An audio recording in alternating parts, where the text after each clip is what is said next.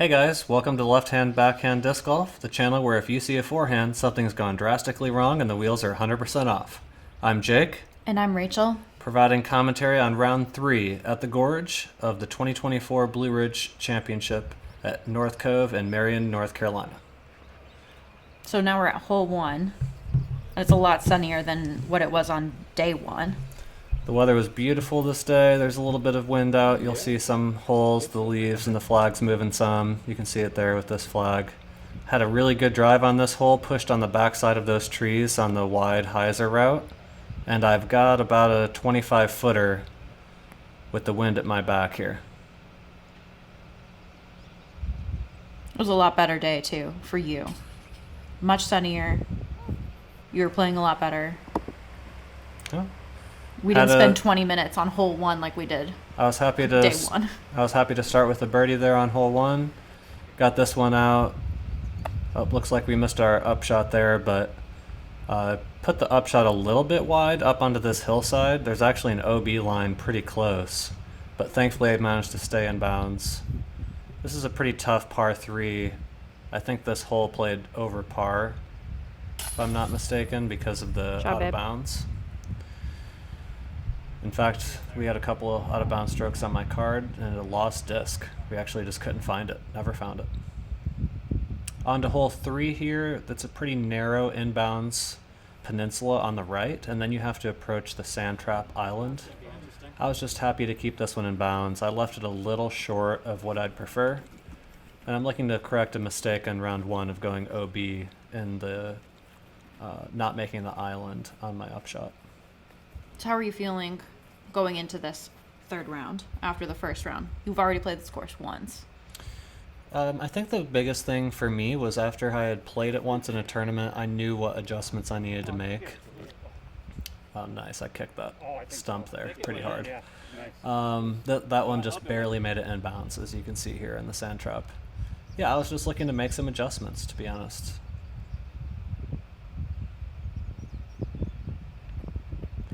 I believe I took 6, maybe it was 7 out of bounds and hazard strokes, penalty strokes in the first round.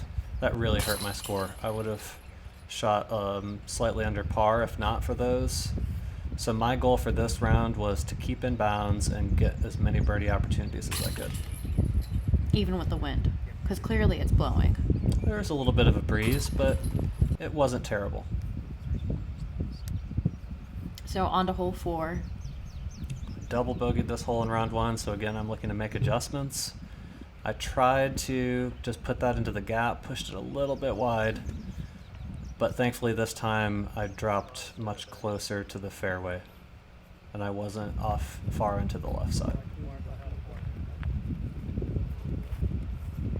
It's such a beautiful course too at North Cove. I was really impressed with just how nice it was and the challenging holes.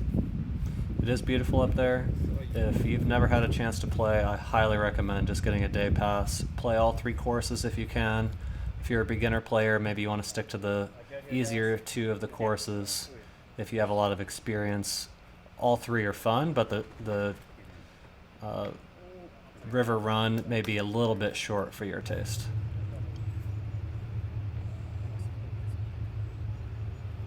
Thankfully I was able to get up to this rock. I almost cleared it, but just kind of hit it and sat right there. And good thing I'm tall. It was easy to put over the rock. So here I'm 1 down through 4 holes, much better than the first round. I think I was 3 or 4 over through 4 holes. So I was feeling much, much better. With the wind that we're experiencing here, I decided to disc up from the scorch that I threw in round 1, and I'm throwing a very stable D3 just on hyzer the whole way, making sure that it stays in the middle. I really wanted to avoid flipping anything over.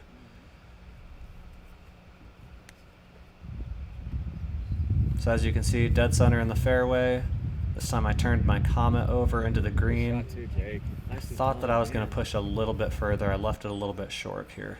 I think I'm just outside the circle. 10.7 meters. Okay, 32 feet, 33 feet. 10 meter circle. You guys are good with it. Yep. Okay. Since you were having a much better round, what were you thinking as you were doing all of these putts? At this point in the round, being 1 under par, I was trying to birdie everything. Were you going trying to play pretty- more aggressively, or Going pretty aggressive, not when it comes to the out of bounds, but on this hole there wasn't really any out of bounds in play. So you can see there, hit the step putt. My putting was feeling pretty good here. Being 2 down through 5 is a little bit of a dream start. Some of those holes are pretty hard. So would you say you were more aggressive with your drives or more aggressive with your putting through these first few holes? I'm not sure what you're asking there. I'm trying to be as aggressive as possible and keep it in the fairway. And if I can get a birdie look, I'm definitely running everything. So even here on this basket that's up on the hill, on the berm there, I hit this putt in round 1. I've got another putt right outside the circle. I just hit a step putt, so it's full send. I'm running everything at this stage. And that one was just short. There's lots of rollaway potential on this hole, but thankfully it sat right close to the hole. You can see it there on the left side. Up until this point, I wasn't penalized at all for running putts, but definitely I would say, to answer your question, I was being very aggressive on the greens, trying to get as many birdies as possible. Yeah, good too. This course has a lot of teeth, and I know how often I can go out of bounds, so I'm trying to get strokes when I can, and if I can earn them on the putting green, that's great.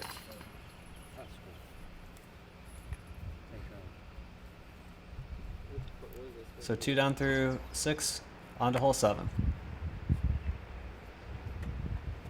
This one fits well for my shot shape, being left-hand backhand, just work something right into that gap. There's a lot of rocks. You really just want to come in just short of all the rocks so that you have some gaps to scramble up to the hole. I wouldn't say the fairway is very easy, even if you land in the perfect spot. So it's really a scramble shot on your second. Round 1, I went too far right into the woods, so this time I was able to keep it further out to the left, and that opened up the gaps for me to approach the green. Would you say this course was trickier because of some of the fairways being more wooded, or Oh, I guess I'm trying to say, like, some of the fairways were pretty open, some of them are pretty tight. most of the course is very open, and Yeah. I'm not used to those open, full power shots. In Charlotte, a lot of the holes are pretty wooded. It's all about distance control and hitting your lines, hitting your gaps. Some holes in Charlotte are tough with the backhand, but I've pretty much managed to make it all work. But on this course, the sheer distances that you needed to throw. It seemed like from the tee pad a lot of times, the basket was so far away and it would be tucked into a little corner, little alcove. It was just hard to see. Some of the holes were definitely blind from the tee. This is one of them where the basket's tucked up into these woods. I'm probably about 300 feet short of the pin right here. Maybe 280 feet, but it plays like 300 uphill. I didn't have very good footing on this one. I wasn't able to get a run up, so I just had to throw a standstill. So I'm throwing pretty hard just to get it up and over those rocks. How are you feeling? Like, pretty confident that you got close to the basket I from thought I such was a short. weird footing? I thought I was short. I didn't think I had the distance to get up there, but I threw the disc that I knew I would have the best shot at hitting the line. And there we go. Got to just inside the circle and hit the putt. So at this point in the round, I'm feeling pretty pleased. Being 3 down through the 7 holes, it definitely wasn't this good in the first round. Felt like I've made some good adjustments and I've played the course well so far. And I'd say we have a soft par 5 coming up, and then the holes really get tricky from there on out. There aren't a ton of easy birdie opportunities left, and there's some really treacherous out of bounds coming. So would you say, even though we're not at the 9 mark, the halfway mark, would you say that the front 9 was harder or easier? Than the back 9 at Than the this back course? 9, yeah. The back 9 is definitely harder because of the out of bounds. Okay. But the first 3 holes, to be under par through 3, I'm very pleased. I threw the same line as I did in round 1 here, hit the inside gap. I threw with a little less power. If you watched round 1's coverage, you saw that I was over on the path and I pushed too far to the right. This round, I was able to keep it more left, which closes down the angle of the green, but it does take away the chances of going out of bounds. As you approached each hole, were you thinking about how you threw the first day? Absolutely. Yep. You were thinking about how you wanted to correct it? Yep, constantly making adjustments. I knew even the evening of the first round, I knew what adjustments I wanted to make for the second round. Second time that we played the course on round 3. There's that Comet. Trusty Comet. Comet was flying well today, hitting my lines, turned it over into the gap. We'll just see how much ground play I got and where I ended up. As you can see, it kind of comes in downhill, so anything that clears that hill just filters in towards the basket. And it looks like I finished about 18 feet away. So we've got an eagle putt here on the par 5, maybe 20 feet.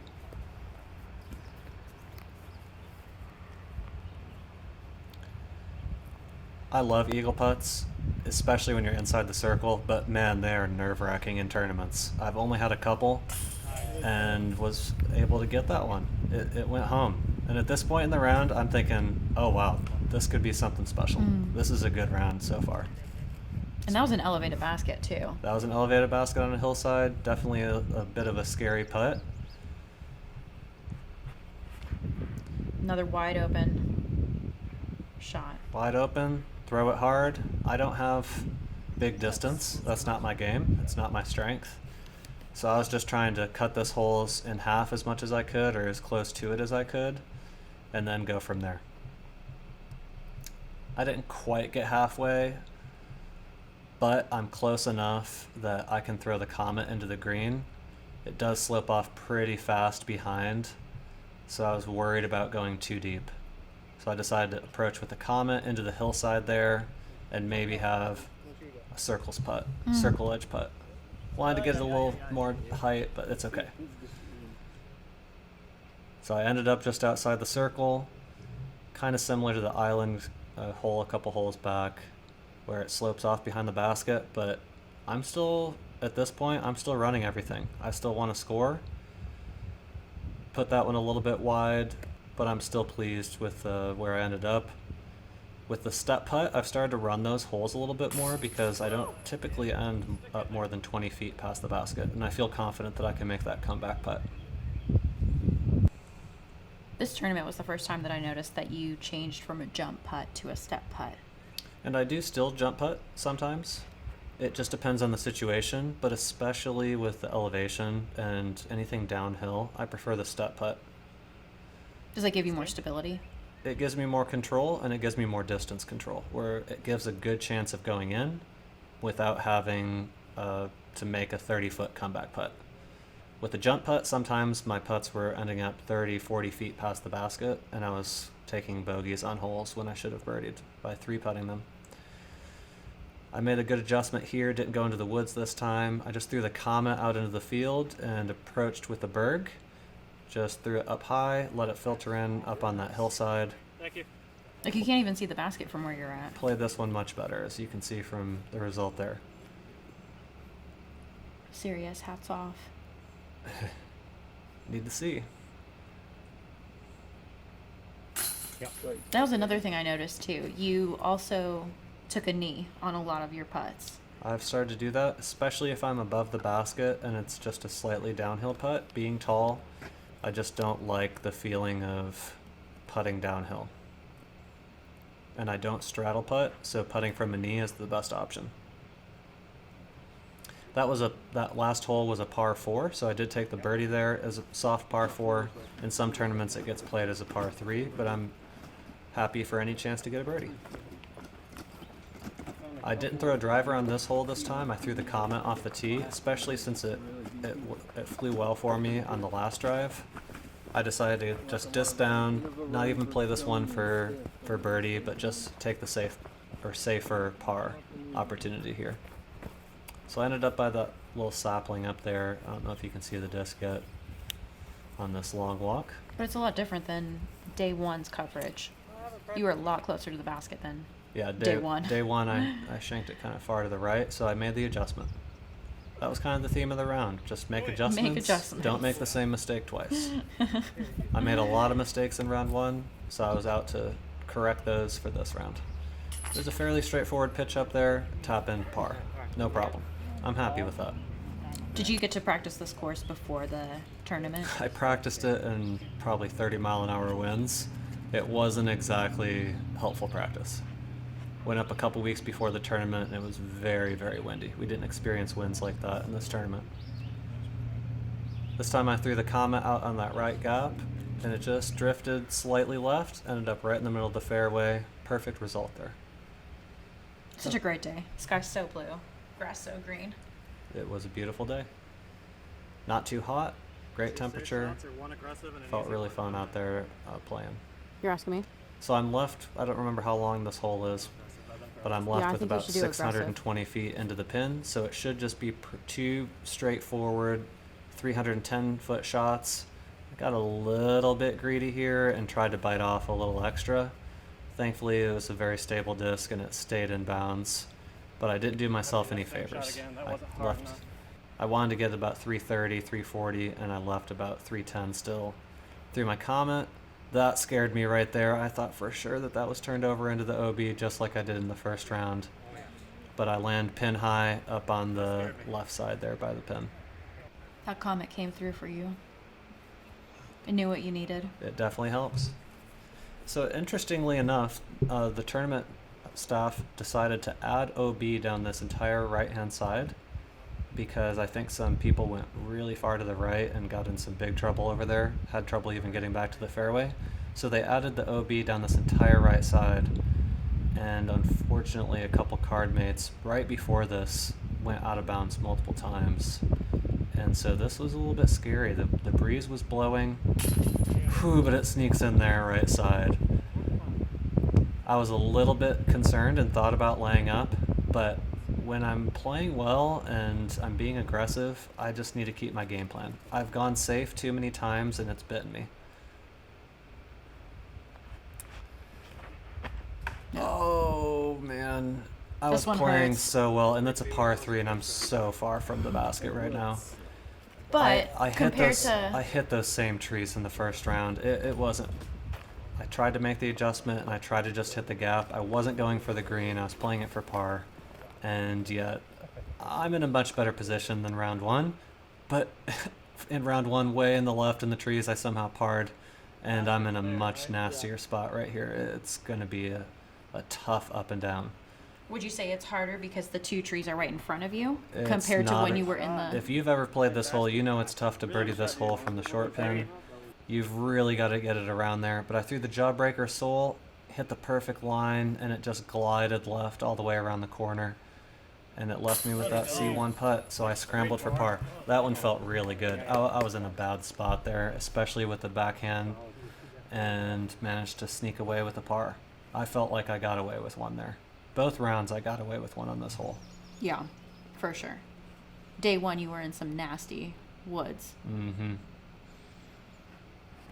This one has a hazard down on the left side that I found in the first round. Just threw the Comet with a little bit more angle this time. I played it a little too safe and ended up down in those trees on the right-hand side there. But I'm close enough that I think I can manage to get up and down for birdie here. But unfortunately, the OB is right behind the basket. I mean, just 8-10 feet behind the basket. That's pretty close. Super close and too dangerous to risk running the putt. So I just laid that one up. If I would have been closer about here, I might have been able to run the putt. That was the first time all around that I laid up. But like you said, with out of bounds being 8 to 10 feet behind the basket, you don't want to be too aggressive. And being in the position that I'm in now with more birdies and playing really well, got the last hole there with a birdie putt on the par 2 holes ago, and saved the par on the last hole. I don't need to bogey something unnecessarily by being too aggressive. I'm sitting at 7 under par. I never would have thought that I'd be 7 down at this point in the round. So no need to take risks. 444 feet. This one's such a long hole? I would not say long. 444 feet for a par 4 is quite short, but there's no shot at eagle. You have to play onto this peninsula, and then it's an island green, and there are drop zones for both that are quite punishing. The drop zone, if you miss the first shot, you're throwing your third. It's not here, it's been pinched off back and right. And then the island, if you miss the island, the drop zone is probably 50 feet from the pin with out of bounds right behind the pin. So would you say this one's harder because of the 2 drop zones or the 2 islands? It's hard with the out of bounds, and the island is quite narrow. Where the pin is there, if you look, you can see the rocks. The rocks are inside circle 1, so inside of 30 feet, and there's out of bounds behind it, also inside of 30 feet. So you're shooting to land in less than the circle size. I'm probably 130 feet out, I believe, right here, so I'm just using my Luna to approach, and left it out a little bit too far right. Thankfully, it stayed in bounds. I was holding my breath on that one. I thought I just yanked it too far. And that's out of bounds too, right there in that Just to ditch the right. to the right. Yep. I'm very close to the line there. You can almost see it. Shake off the nerves. I just checked scores and knew that I was shooting a really good round and jumping up the leaderboard. I wasn't sure how high up I was, so I wanted to see what the leaders were doing and if I needed to be aggressive or not. At this point in the round, a top 5 finish was still as a possibility, and so I decided to be aggressive and go ahead and run it. Thankfully, it went in. So sitting at 8 under par now. This one I always think is a tough hole. This is really hard. I've tried to make this island several times and have never done it. So I just laid up down the right side. First round I skipped out of bounds somehow, and this round I just played it even safer, kept it further toward those trees, and am just playing this hole for par. I think I didn't look at the data, but I'm sure that this hole played well over par for the tournament. A lot of people went for the island and missed it. So this is just a numbers game for me. I know that I'm really never going to birdie this hole, or very, very rarely, so I just played what they call old man's golf and played for par. Stayed on the hillside, didn't it? How strategically are you thinking at each hole? Pretty strategically. I try and think about the probabilities and what the most likely outcome is. If I'm going to have a 20% chance at bogey and a 10% chance at birdie, then I play for par. If I have a 20% chance at birdie and a 10% chance at bogey, then I play for birdie. It just depends, but I try not to get overly aggressive because I want to have the best outcome overall that I possibly can. Try not to take unnecessary risks, I guess is what I'm saying. Here's that elevated basket again. Another elevated basket. That one I left a little bit high, but it caught enough chains and stayed in. Game plan worked. 2 holes left. 2 holes left. I'm thinking to myself, this is normally a par 3, but this tournament played it as a par 4. So I'm thinking to myself, get up and down for 3 here, because this is a pretty soft birdie, and then take bogey or better on the last hole. That's my thought process. Mm-hmm. So this one I pushed out a little further than I did in the first round. I'm in a better position. It's a very straightforward, probably 180 feet from where I'm at right here. Bringing out the rangefinder. How much has that helped you out since you purchased it? Rangefinder helps a lot, and mine has meters and yards, so I can easily switch to meters to see if something's inside or outside of the 10-meter circle around the basket, which helps to justify step putting or jump putting. And then it also adjusts for elevation, so it's not in play much on this course, but I'll be playing at Toboggan in another week and a half, and it's going to come in handy there because it tells me what the hole plays like adjusted for elevation. So downhill and uphill, which Toboggan has a lot of up and down hills, it's going to give me good range for my throws. And then it's all about executing. The execution there was good. I think I'm pretty much parked. Look at that. That was a fun hole because all of you guys were parked. That was fun. We all played that one really smart. We played it for birdie. You can take the eagle risk but the out of bounds on the cart path and to the right, and then on the left side by the river, it's just not worth the risk. It's just fun when you have a good card and you all do well on a hole, especially after some of the other ones were so punishing. Absolutely. So here we are, hole 18. End of the course. I'm 9 under par. I know it's a really good round. Really happy with how I've played so far. I'm really just trying to play safe here and not make any mistakes. That being said, there's not a really safe play off the tee. So I'm just trying to turn over my D4 here and get over toward those woods, toward the tree line. The way the wind was right now, it actually kind of held my disc up and then pushed it back out, and I made it into the fairway. So that was the best case scenario there. This was such an odd shaped hole, I think. From the tee pad to where the basket is and where the out of bounds are. And that It was just cart weird. path on the left there kind of weaves back and forth and is out of bounds the whole way. And then the river on the right is out of bounds the whole way. And this green is a stroke and distance green, so you can't actually advance. Even if you cross out of bounds on the green, you have to rethrow from where you crossed out on your approach to the green. And because of that, and because of all the trees down the left, I was really just thinking to myself, throw one shot and get far into the trees, and then lay up, pitch across, take my 5.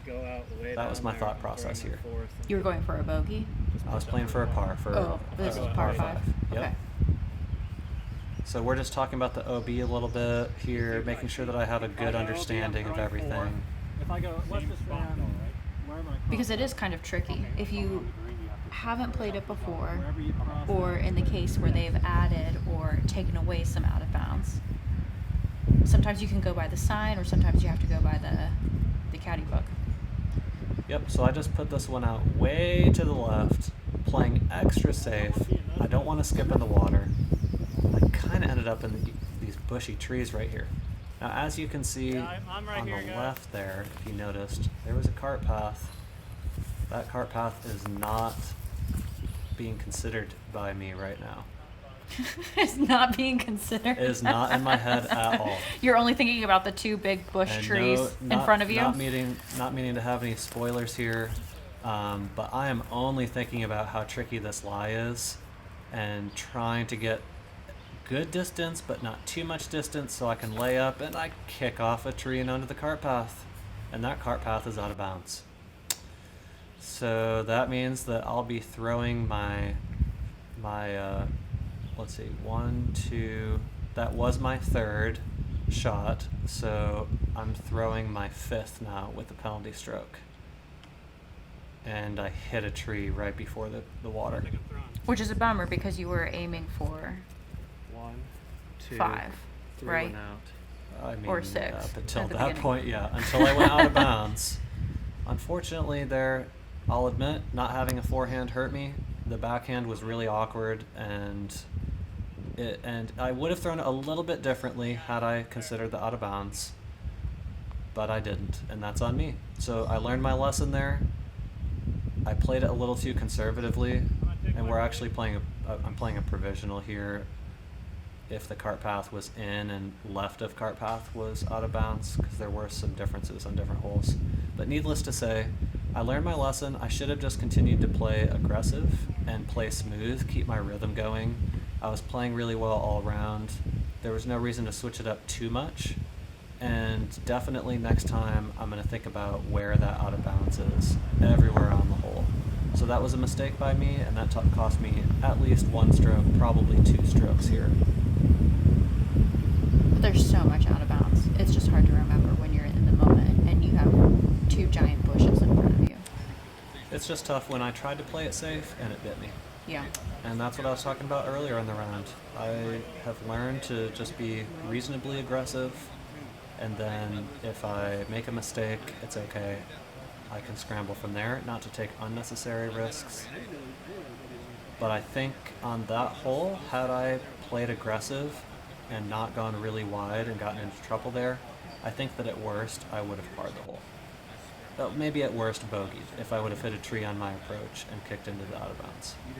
So maybe at worst bogey. It still would have saved me at least 1 stroke, possibly 2. And if I had a really good second shot, who knows? Maybe I could have approached on the green and got to double digits there on that round. Needless to say, you learn your lesson, you make adjustments, and move forward. 7 under still came in. I think it was the hot round for amateurs. I'm not sure about day 1 what the hot round was. I think it was 6 down, and then I think it was 6 down. So I think for amateurs it was the hot round for the tournament, which makes me feel really good. So your first hot round? Tells me no, but in a major tournament like this, an A tier, it definitely feels better than a local C tier or a 1-round tournament. Sure. So overall, I can't complain. We went and argued for the provisional. I think all of us were on board with the way that the rules were worded, with it potentially being in bounds. But the ultimate ruling was that it was out of bounds, which is fine. That's the determination that was made, and it is what it is. But you had a really solid finish, regardless. Had a really solid round. The finish, I could do without. Congratulations. So it was really neat Thanks. to watch a hot round. It was fun. It was fun to make up some ground and get back to where I thought that I could be and am capable of playing at that level. So that was really excited, and now I'm looking to continue it into the summer. And it was such a flip from day 1 too, even. Day 1, I made a lot of mistakes. Thankfully, learned from them and capitalized on making adjustments for the second round at the Gorge. Thanks for joining us for the commentary for the Blue Ridge Championship.